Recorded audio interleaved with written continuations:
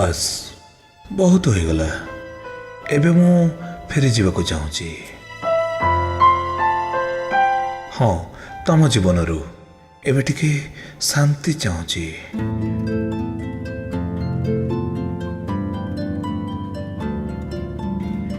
ନା ନା, ଅଭିଯୋଗ କିଛି ନାହିଁ ମୋର, କେବଳ ନିଜର ସ୍ୱାଭିମାନ ପାଇଁ।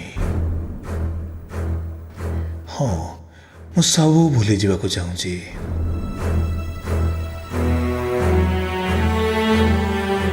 ଆଚ୍ଛା, କ'ଣ କରିବ? ହିସାବ କରିବ ଯନ୍ତ୍ରଣାର। କାହାର କେତେ ଭୁଲ ଥିଲା ଏ କଥା ତମେ ନିଜକୁ ପଚାରିପାର।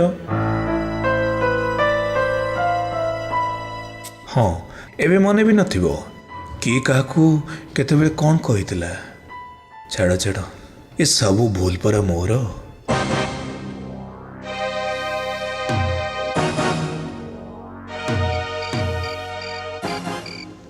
ଜାଣିଛ, ରାତିର ଅନ୍ଧାରକୁ ଆଉ ଡର ଲାଗୁନି, କାହିଁକି ନା ତାର ନିଶବ୍ଦତା ମୋତେ ଆଉ ଶୁଆଇ ଦେଉନି।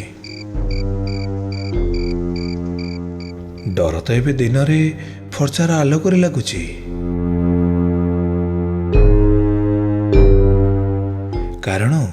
କାରଣ ଆଲୋକରେ ସଫା ସଫା ଦେଖାଯାଏ, ଆଉ ମୁଁ କିଛି ବି ଦେଖିବାକୁ ଚାହୁଁନି।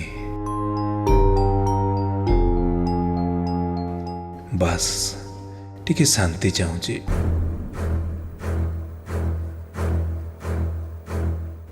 ହଁ, ତମେ ତ କହିବ ଯେ ତମର ପୁଣି ଯନ୍ତ୍ରଣା କ'ଣ? କିନ୍ତୁ ଏ ପ୍ରଶ୍ନ ବି ମୁଁ ଆଉ ଶୁଣିବାକୁ ଚାହୁଁନି, କାହିଁକି ନା ମୁଁ ତୁମକୁ ବୁଝାଇ ପାରିବିନି, କି ତୁମେ ବି ମୋ ନୀରବତାକୁ କେବେ ବୁଝିପାରିବନି।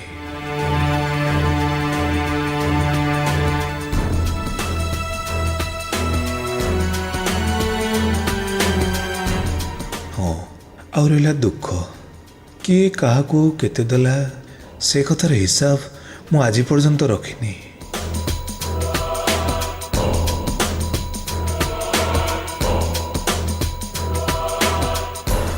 ଆରେ ନା ନା, ମୁଁ କବିତା ଲେଖୁନି କି କବିତାର ଭାବ ବୁଝେନି।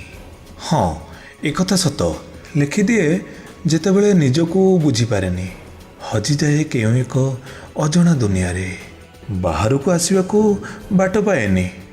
ସବୁ ଯେମିତି ମରିଚିକା ପରି ଲାଗେ, ହେଲେ କେବେ ତାକୁ ଛୁଇଁ ପାରେନି।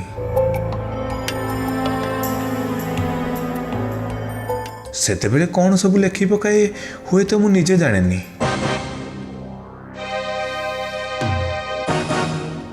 ହଁ, ମୁଁ ଜାଣିଛି ତମକୁ ଏସବୁ ଭଲ ଲାଗେନି, ଆଉ ସମୟ ନଷ୍ଟ କରି ତମେ କେବେ ବି ପଢ଼ନି, ହେଲେ ମୋତେ ଆଉ ମନା କରନି।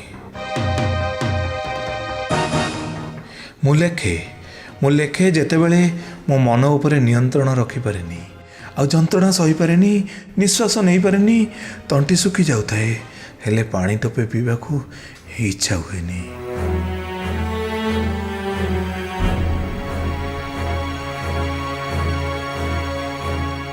ସେତେବେଳେ ଏସବୁ ଶବ୍ଦର ମଧୁରତାରେ ମୋ ଶୋଷକୁ ମେଣ୍ଟାଏ, ଆଉ ଲେଖିଦିଏ 2-4 ଧାଡ଼ିରେ, ଯାହା ତମକୁ ନୁହେଁ ମ, ମୋତେ ଭଲ ପାଉଥିବା ଲୋକଙ୍କୁ ଟିକେ ଖୁସି ଦିଏ। ବାସ୍ ମୁଁ ଆଉ କିଛି ଚାହେଁନି। ମୁଁ ଜାଣିଛି ବିଚ୍ଛେଦର କାରଣଟା, ସେଥିପାଇଁ ଲେଖିଦିଏ। ଯାହା କହିବାକୁ ଚାହେଁ କିନ୍ତୁ କହିପାରେନି, କିଛି ଶୁଣିବାକୁ ଚାହେଁ ହେଲେ ଶବ୍ଦ ଶୁଭେନି, ଦେଖିବାକୁ ଚାହେଁ ତଥାପି ଦେଖିପାରେନି, ଶୋଇବାକୁ ଚାହେଁ ହେଲେ ନିଦ ଆସେନି, କାନ୍ଦିବାକୁ ଚାହେଁ ତଥାପି ଆଖିରୁ ଲୁହ ବୁହେନି।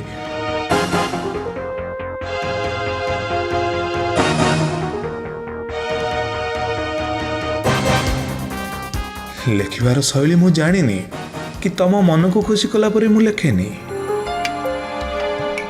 ନ ପଢ଼ କ'ଣ ହୋଇଗଲା ସେଇଠୁ।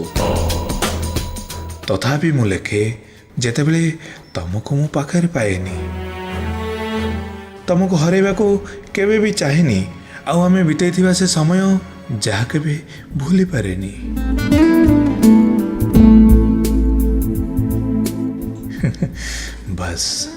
ବାସ୍ ଏବେ କିନ୍ତୁ ମୋତେ ଯିବାର ଅଛି।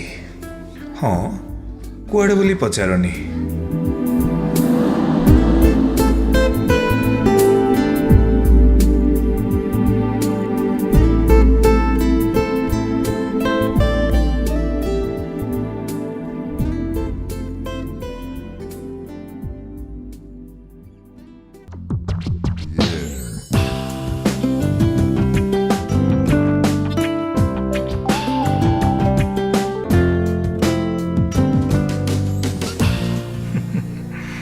ମନ କଥା